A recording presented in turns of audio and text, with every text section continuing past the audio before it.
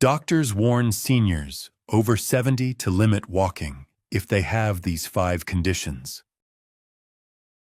Have you ever been told that walking is the best exercise as you age? While that's true for many, the reality is, it's not one size fits all. In fact, for some people over 70, too much walking can actually do more harm than good. Surprised? You're not alone. Today, we're going to talk about a few important health situations where taking it slow could actually protect your well-being and help you enjoy a more comfortable, active life. Whether it's joint pain, heart issues, or something else entirely, you'll want to stick around to see if this applies to you or someone you care about. Before we dive in, I'd love to hear from you. Have you ever felt worse after going for a walk? Let us know in the comments below, and don't forget to like, share, and subscribe so you never miss a video made just for your health and happiness. Now, let's get started. 1. When blood pressure doesn't cooperate.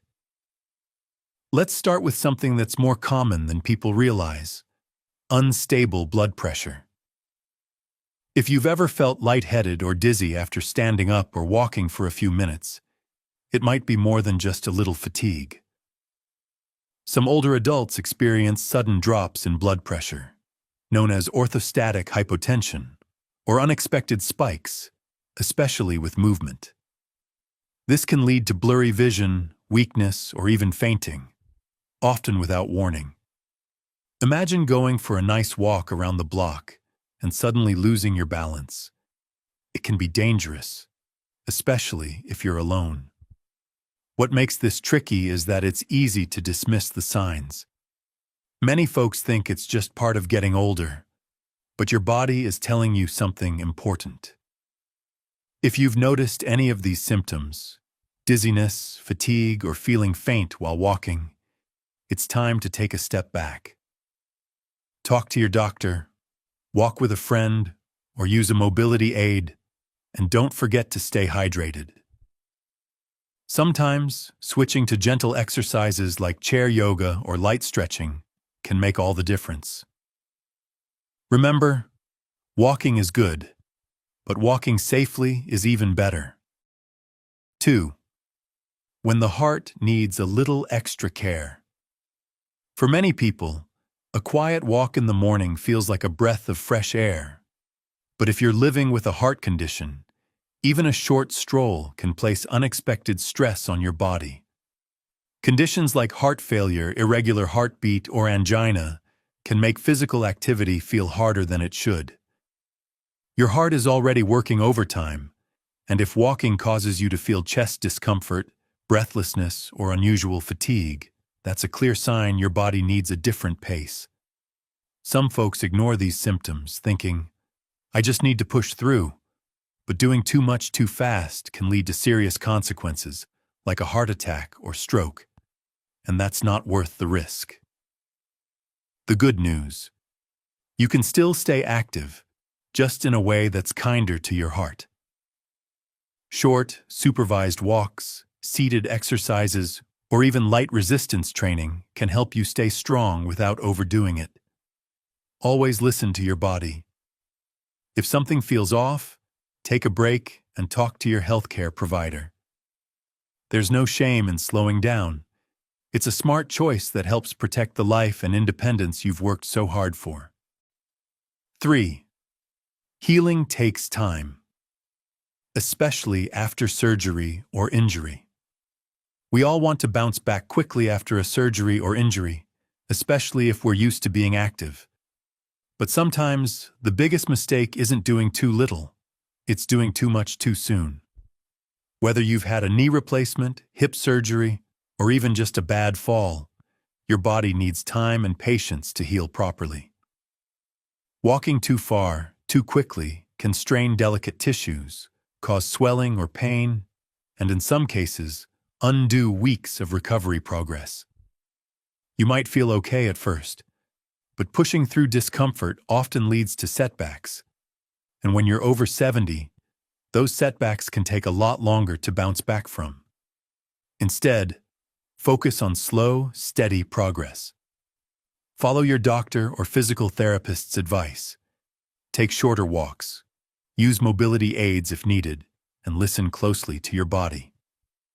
If you notice pain, fatigue, or swelling after walking, don't ignore it. That's your body's way of saying, "Let me rest." Remember, healing isn't a race. Gentle movements, like stretching or light indoor exercises, can keep you active without overloading your joints or muscles. Being kind to yourself now means getting back to doing what you love, safely and confidently. 4.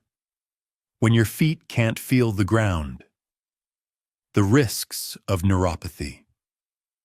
Walking might seem simple, but for those with peripheral neuropathy, it can be more challenging and more dangerous than it appears. Peripheral neuropathy, often caused by diabetes or circulation issues, affects the nerves in your feet and legs. It can cause numbness, tingling, weakness, or even sharp pain. But the biggest concern, you may not feel injuries when they happen. When your feet can't sense pressure, pain, or changes in surface, you're more likely to trip, fall, or develop sores without realizing it. A small blister can turn into a serious infection if unnoticed, and for some, it's led to long hospital stays or worse. If this sounds familiar, don't worry. You don't have to give up being active. Just be smart about it. Wear supportive shoes, check your feet daily, and avoid uneven ground. Gentle balance exercises, stretching, or even swimming can help keep you moving without the risks that come with long walks. Staying active is important, but staying safe is essential. If your feet are telling you something feels off, take the time to listen, because your independence matters, and so does your peace of mind. 5.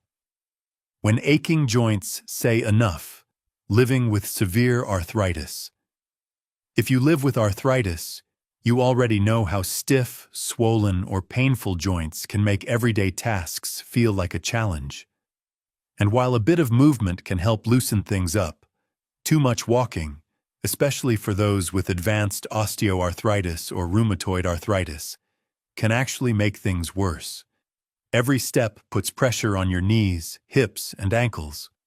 And if the cushioning cartilage in your joints is worn down, walking long distances can lead to more inflammation, bone-on-bone friction, and lasting pain.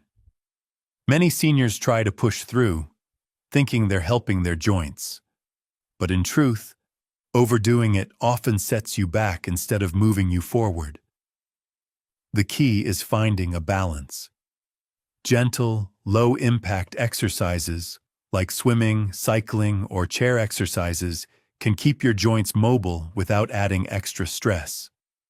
Stretching, warm compresses, and pacing your movement throughout the day can also make a big difference.